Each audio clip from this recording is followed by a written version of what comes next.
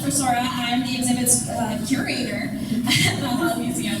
I'm going to be extremely brief because I want the interns to really share everything that they've done. But I have been working with them very closely, and I just wanted to say how fantastic each and every one of them have been, and I am just so incredibly proud of. They are fast learners. They learn how to create an exhibit so fast, and I think the really cool thing was typically we give the interns an opportunity to choose one topic. And once Patricia had told me that LEDA was closing and she was interested in donating some objects, I knew immediately this is what we had to do. And so I told them, I was like, guys, I'm sorry we're doing this. And they were so on board. It was incredible. Once they heard the story of LEDA, they were just like, yes, this is what we need to do. And I just wanted to thank them for all of the work they've done. And I will go ahead and turn it over to Gracie. All right, here you go. Okay, so we're going to start off with some introductions. So my name is Gracie Lawrence, and I am the exhibitions intern here. I go to Fordham University. Oh, and I'm majoring in art. Art history and Spanish. Hi, my name is Maya Maychek. I'm a recent graduate of Michigan State University, and I recently completed my BA in anthropology. What intern are you? I'm the education intern, so sorry. Hi guys, my name is Bree. I'm the communications intern. I will be a senior at Grand Valley State University, and my major is advertising and public relations with a minor in applied communications. Hi, I'm Cecilia Hooper. I'm the history interpretation intern here. I go to Mount Holyoke College in Massachusetts, where I'm majoring in history. Hi, I'm Joe. I am a sophomore at Zillamos High School. And I'm not majoring in anything. I'm the Spark Lab intern, similar intern. My name is Daniel Dykstra. I'm currently in my senior year at the Hope College. I am the youth engagement intern here along with Lily, intern, and I'm going to pass it over to my compadre over here. Oh, and I'm studying education and history, so that's my major. Hi everyone, thank you for being here. My name is Bobby. I'm the collections intern here. I go to Hope College, and I'm majoring in history and political science. Hi, I'm Tori, and I'm the historical interpretations intern with Cecilia. And I go to the University of Michigan, go Blue. And I'm an art and design major. I'm Lily. I'm the other youth and engagement intern. I just graduated with my BA in English from Trinity Christian College, and I'll be starting at University of Illinois for my master's in library information science.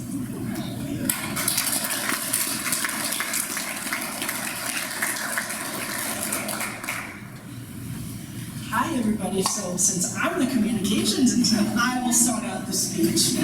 So, as you know, the title for this whole exhibit is Following LEDA's Footsteps, Access and Advocacy in Action. First, you will see how it started, where it came, and then where it came to be. First, it started on our whiteboard. This is actually what we used right here. This is our whiteboard, and we sat here for one of our intern councils the entire time, coming up with random titles. I know I mentioned a word a few times that I really wanted to use, but it didn't make the cut. That's okay. I love the title the way it came. And then I actually created these two things, and with the help of Madalena. So at first it started out like this, which was LEDA's colors in their hands and their logo. And then we wanted to bring more color into it, more brightness, so it's more eye-catching. So with the help of Colette, who helps with the communications, who runs the website for the Holland Museum, she created this background, and I just added the hands and stuff, and made sure that we had both English and Spanish on this to be more inclusive, because that's what, LEDA calls for. Yeah, so the start of any good project, any good exhibition is the research. And the research stage, it was mostly me, Joe, and Maya. We kind of volunteered to do the research. And LEDA provided the Holland Museum with 4 or 5 boxes, just filled to the brim with articles and pictures anything that you could imagine, it was in there. And the first 2 or 3 weeks, we were just kind of down there. We went through pretty much every single article, every single picture. We just tried to find out as much as we could about LEDA. And that kind of just leads into the next step, which I think Joe is going to talk about.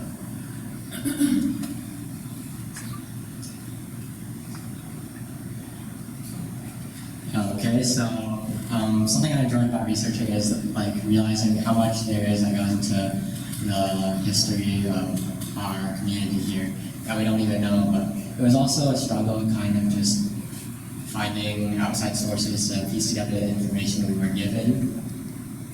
So after we researched our items, we had to choose which ones we wanted to display in the exhibit. So what we had to do for that was we had to kind of write out a story for LEDA and kind of figure out how we wanted to tell it. Do we want this to be positive? Do we want this to be struggle and success? Or do we want this to be like looking towards the future? And then we decided on the latter. And eventually we came across a few items that we liked, so we decided to choose a few photos, a sign, puppets that were donated, and yeah, that was about it.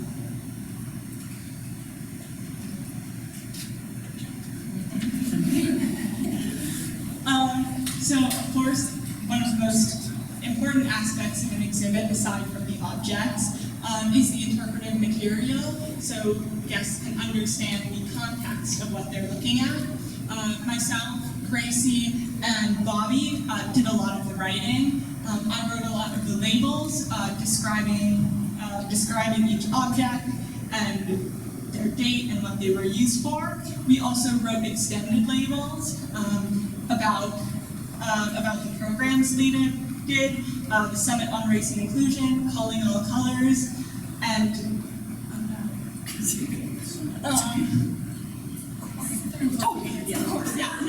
talking kids about race. I did a lot with that. I don't know why I forgot that. But probably one of the biggest challenges was actually cutting down the word count so that our explanations actually fit onto the signs.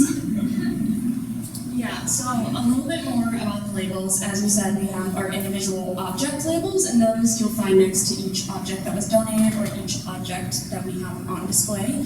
Those are often shorter, so we tried to really keep the word count down with that, but still communicate the message and the importance of said object.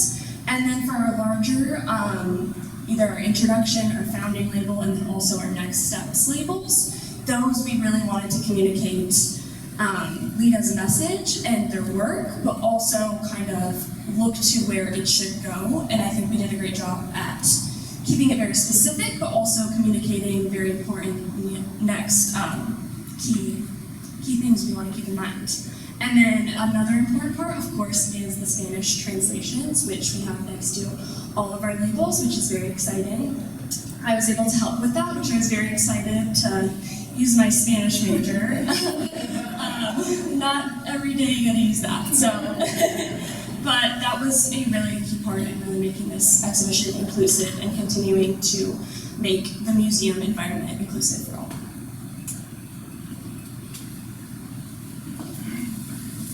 Get my steps in. So when you first walk in, you'll see two kiosks, one of which is ours. We are the engagement interns after all. We decided to have a kiosk here for trivia because we wanted to encourage people to actually look and read the panels. People like to look, they don't like to read. And I actually tested this on my mom when you guys all walked in. I was like, hey mom, go take the quiz. She pops up there and then she starts going. So I know it works, We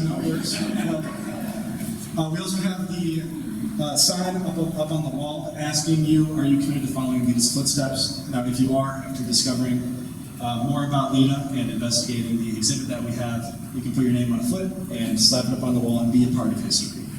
Now one challenge we did have with this was deciding what we wanted to do for an interactive. We thought at first, okay, well maybe we could do a scavenger hunt. We've got 3 cases in a wall. It's going to be about as entertaining as playing Where's Waldo on a blank piece of paper.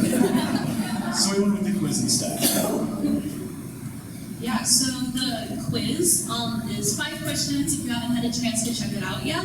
And it is information that you are able to find in the exhibit. It's also information that if you didn't read it, you can kind of figure it out as you're going through it. The most difficult part of that was making the fake answers. LEDA did a lot with like schools, and so coming up with fake after school club names was quite difficult. It was also hard. We didn't want to do more than 5 so that people wouldn't be like, wow, this is taking forever. And so taking all the facts we had about LEDA and only doing 5 questions, we had about like 10. We had to like cut them down in order to make the trivia.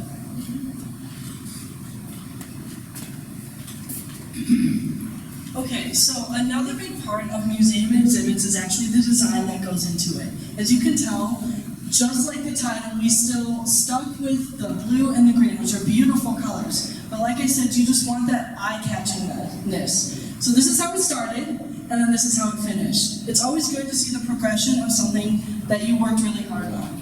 We wanted to make sure we still incorporated LEDA's colors because they're important.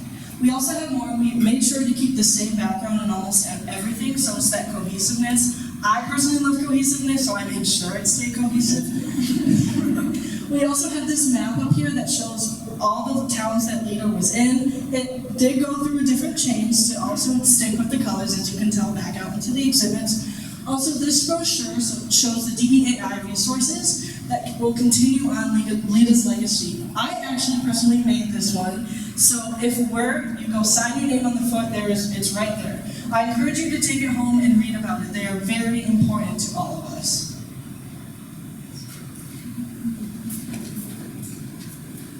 All right, so yesterday we actually started setting up our exhibition, and we really wanted, especially those feet at the beginning of the exhibition, to kind of lead you in to the kiosk and the introduction, and then we wanted that interaction aspect as well. And then when we get to the 3 cases.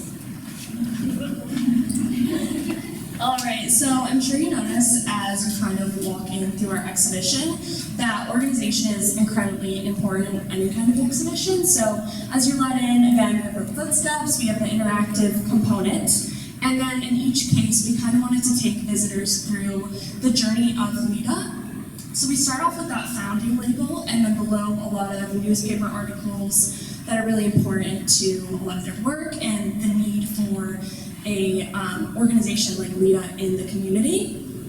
And then the next case we have is our Talking to Kids About Race case, and this has the LEDA wooden sign, which really kind of is a great visual for people. And then below it we have the actual programs that they did, information on them, and then we have our Everywhere Babies book, which is a fan favorite, and then the puppets as well.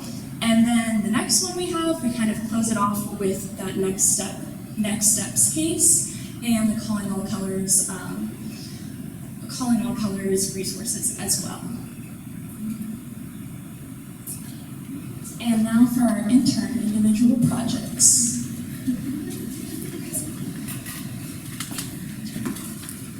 So while they are individual projects, we were interns for the same thing, so we did it together. And so part of the youth and engagement is making the museum engaging for the whole family, and so we made an alphabetical scavenger hunt. And so we're passing some out now. These will be up at the museum.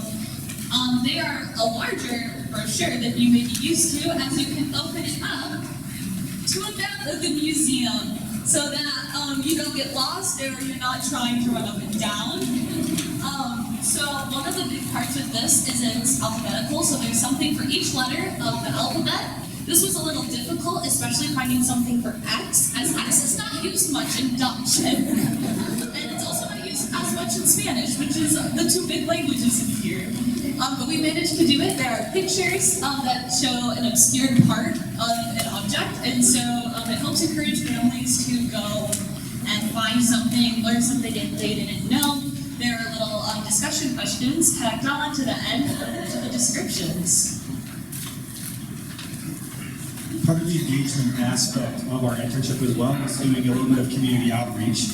So this was something called Meetup and Eatup, which Lily and I did every single Wednesday, every noon. What would happen is we would have crafts, weekly crafts for the kids to come do. As you can see, the paint was always a hit. And they would also get free lunches, and we spent time with the kids. There was a petting zoo the other day. I got to hold a sweetest little chicken named Pigeon the other day. And then there's a video here. We had water day one time.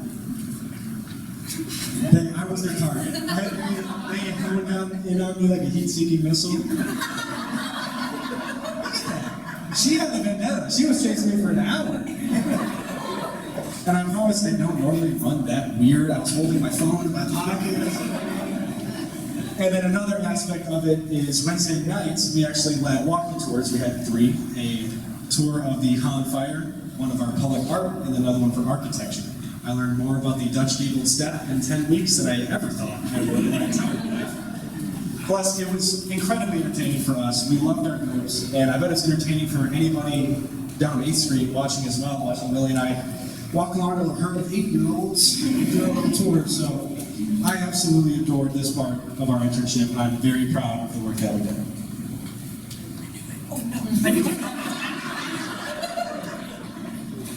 So my job as the STEAM Learning Intern was taking care of the Spark Lab. And what that included was mostly poking at kids' curiosity, but also doing things like keeping it clean and coming up with activities that'll kind of excite the kids and want them to learn.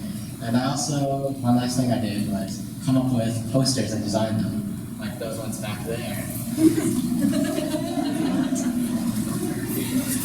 So my intern activity was creating activities and posters for a theme called Mechanical Wizards. So the activities I came up with were mostly activities that we can just make from the materials we have here at the Spark Lab, except for one that we rented down from DC, and that's a harvesting machine kit, where kids can kind of piece together a machine to perform functions like picking things up, dropping them, moving around. And some of the other activities we have are an Etch-a-Sketch kit, where kids can kind of let their imagination run wild and just draw whatever machine they want.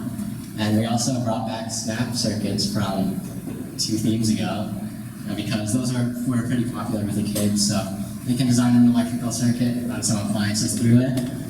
And then our next activity was designing a carnival ride. And we got a Lego Technic kit for that, so they can kind of automate it with pulleys, gears, motors, that kind of thing. And our last activity was making a roof.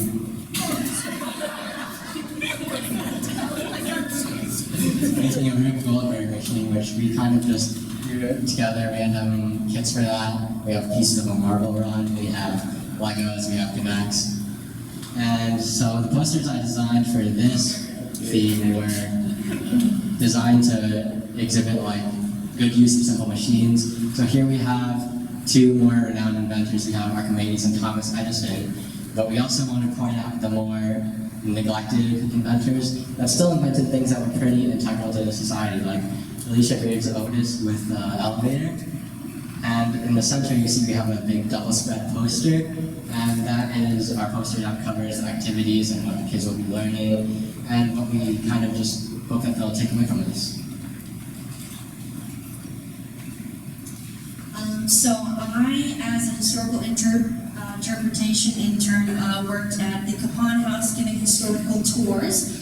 And at the Capon House, I was actually really interested in the embroidered blanket in Lavina's room. And basically this blanket was made by women of the Third Reformed Church, about 72 women, and one of those was Jacoba, who was the second wife of Isaac Capon.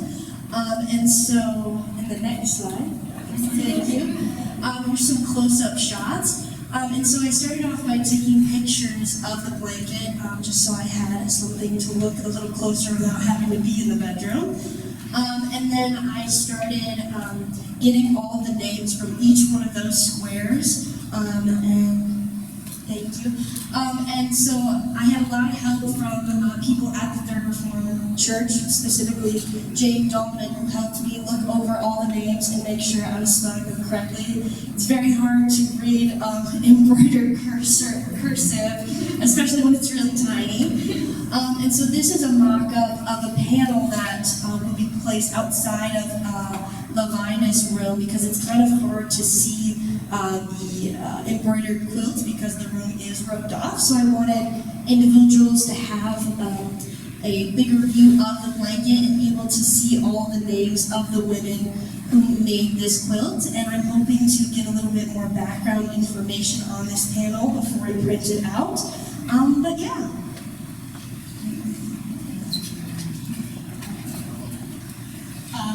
I was also at the Capon House giving tours 2 days a week. And one thing I noticed is that upstairs is the children's space, and there's a nursery / playroom, really more of a playroom, that when I got there, it was, I wouldn't say scattered, but it was a little bit crowded.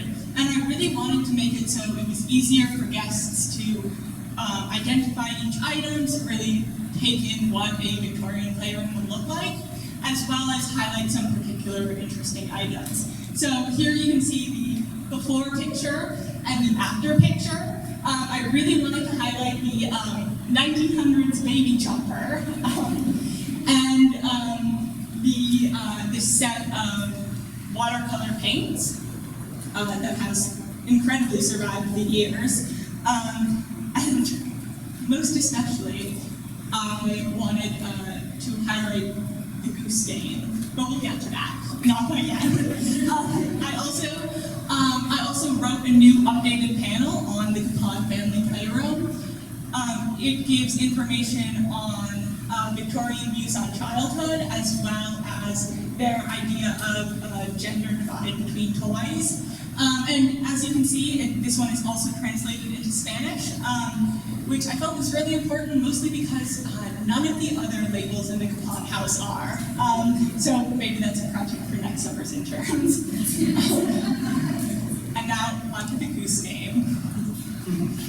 While I loved working on the Victorian playroom, this was my passion project. There are 2 boards of, so in Dutch it is the new and entertaining game of the goose. There is 1 board in the nursery and 1 board in the children's sitting room. And I was wondering what made it so popular that there were 2 of them. And so I went into a research deep dive. Turns out that the goose game is like one of the first commercially manufactured board games. It was created in Italy in like the 15th century. Long history.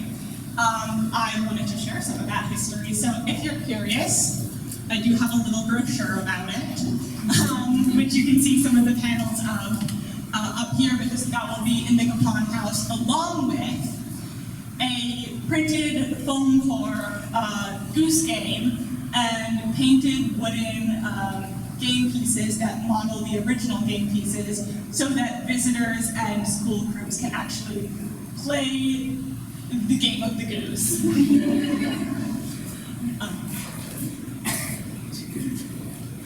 So as an education intern, it was important for me to kind of reel in different cultures that are already existing in Holland. So I did a lot of intensive research on the Laotian community, on the Latin American community, and the Black communities that exist in Holland. And as you can see, it's kind of blank in the middle, but that's because I'm still workshopping the passport activity. So the passport activity includes visiting each section of the cultural heritage exhibit and marking off, there's 3 questions. So with each question, it's a nominal check to see if anybody read the actual panels. And with each question you get correct, you get a stamp. Sort of like a passport, but it's really intended for children. It's intended for like family-friendly activities, but for children mostly. And it can be played any time of the year. It should be up and ready by November in the main gallery, so I'm really excited for that. And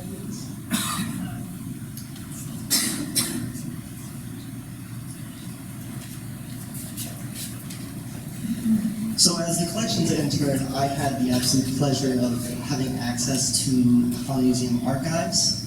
And if you look out in the actual museum here, if you think that's all the museum has, you'll be sort of mistaken, because over in the armory, if you go in the basement, There is so much down there. It is so amazing. I felt like a kid in a candy shop because Madalena took us there the first week. And I remember I was with Danny. I was literally running up and down the aisles, looking at everything that they had. And me and Danny would be like, oh, look at this. Whoa, whoa. But so the archives are amazing. And for my individual project, I wanted to find something that the museum could maybe bring attention to. And me and Madalena were going through here, and I'm very into military history, and the section that we have, we noticed that there is no representation of any local women or minority groups. And so I decided to look into some Holland women that served during World War II or served in some capacity for the military. So I found a ton actually, but the three that I really wanted to highlight were these three ladies up here. The first one is Hazel Chimsky. She's on the top right. She served in the Women's Army Corps during the Second World War. She was stationed in both London and Paris. And then after her, we have Alma Plock. She's on the bottom right. She served in the U.S. Navy for 22 years. She was also stationed in London, I believe. And in the archives, the Holland Museum actually has a ton of her medals that her family donated to the museum. And then on the top left there, we have Antoinette Sickle, and she enlisted in the Women's Naval Reserves during the Second World War. So learning about these women was so fascinating. I learned a lot about programs such as WAVES and WASP. WAVES was the Women's Naval Reserves that Antoinette Sickle served in, and then WASP was the Women's Air Force Service pilots. And that was a little-known branch that actually recruited women to become pilots during the Second World War. So if you want to go to the next slide. So while my focus was mostly on the women, I still wanted to try and find some stuff about some minority groups. And two names that really popped out to me was Private Larry Shannon. He was an African-American man that was born in Holland, and he served during the Korean War. And he was actually killed in action in 1951 while fighting in Korea. And he's actually buried at the cemetery that's just down 16th Street. I'm sure you locals might know which cemetery I'm talking about. And then I also found information on Private Calvin Pigeon. He was a member of the Potawatomi tribe. He served in the U.S. Army from 1943 to 1945, and he was actually on the beaches on D-Day, and he served throughout northern France and the campaign against Germany. And he received several medals during those campaigns, and he is pictured there to the right. So, yeah.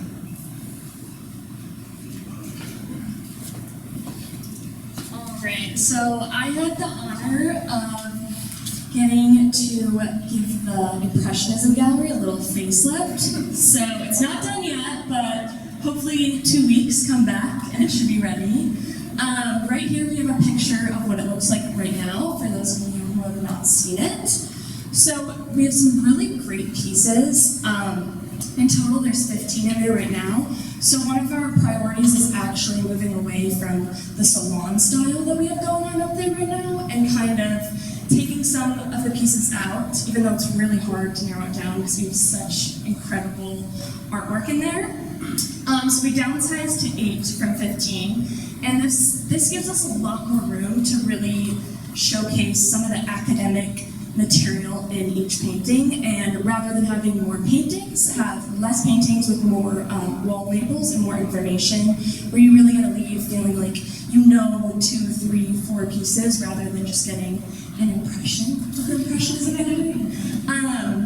So right here is an example of a painting, Mother and Child, and before I think the label just said Mother and Child seated and man inquiring in window. So kind of moving away from that very vague interpretation. Although that's nice, it's nice to really leave feeling very educated and a bit more of a connection to each piece. So this is an example of one of the academic writings I did of this particular painting. That will be in there soon. And then right here is an example of what one of the walls will look like. These two paintings, the landscape with grain sheets and the harbor view with barges, are actually going to be pulled from the archives, which is really exciting. I really fell in love with these pieces. I think they're such great examples of Impressionism, and even more so, a lot of the style and language of Dutch Impressionism because it is highly unique and very nuanced compared to French Impressionism. There's a lot of identity that comes through, and there's just such a feeling to it that I really fell in love with. So it was quite the honor to do, and hopefully you'll get to come back and see it when it's all done.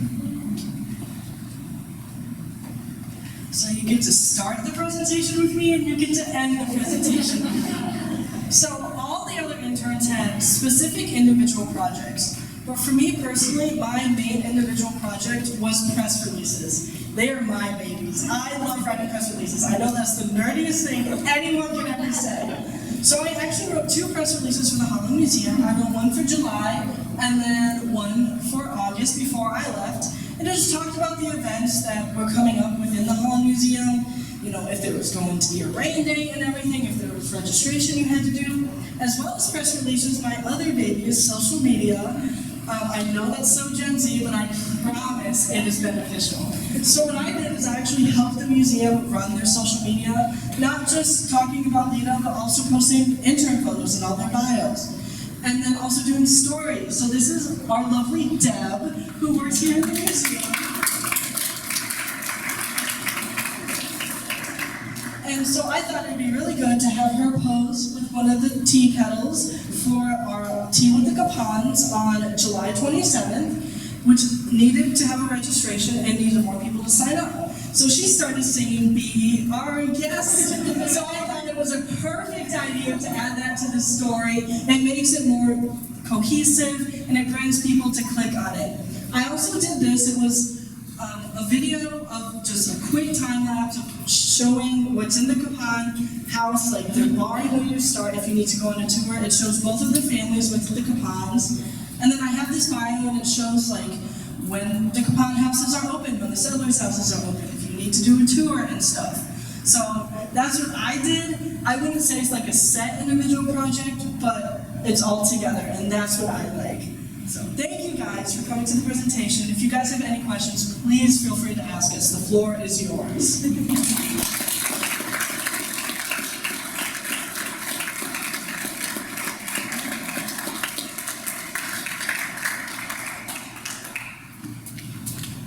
Right, does anybody have any specific questions for the group? Oh, okay, we got a few, okay. Oh, shoot, okay. We'll go here first, okay. As part of the candy collection, or I should say the collections committee, we are always looking for new items for the museum. Will the items that are in the display out there, the other boxes of things that were brought to the museum, will that become part of the permanent collection? Is that the thought? And if it is it organized, or poor people like me going to have to spend lots of time getting it in great shape? I would assume so. I mean, when we did it down there, we did it in the collections office, and we I would assume so. I mean, I would ask Eric because I'm obviously not sure, but I would assume so because the boxes were down there. I think they donated the stuff to us. I don't think they rented it, not rented, loaned it. So I hope so. Wait, sorry, I zoned out. I was like thinking about where I was running to. Yes, Mary is in the process of accessioning everything, so you're good. Sorry. Okay, and I believe, yes. I was just wondering how long you spent putting together the LEDA project, people hours, time frame, or a week, a month, or just going to talk a little bit about that?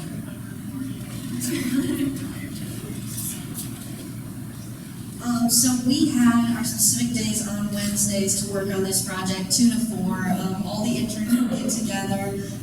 What month? When did we start? June, early June. So we spent more than just Wednesdays on that, but that was the main day that we spent on Wednesdays.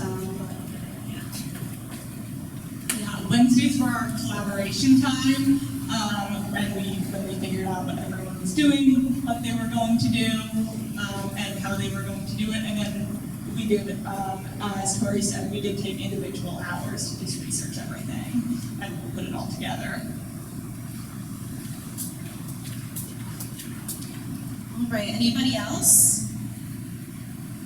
right. Well, obviously you can feel free to go and explore the gallery some more. And we really appreciate you all for coming. And again, thank these interns, they've done an amazing job.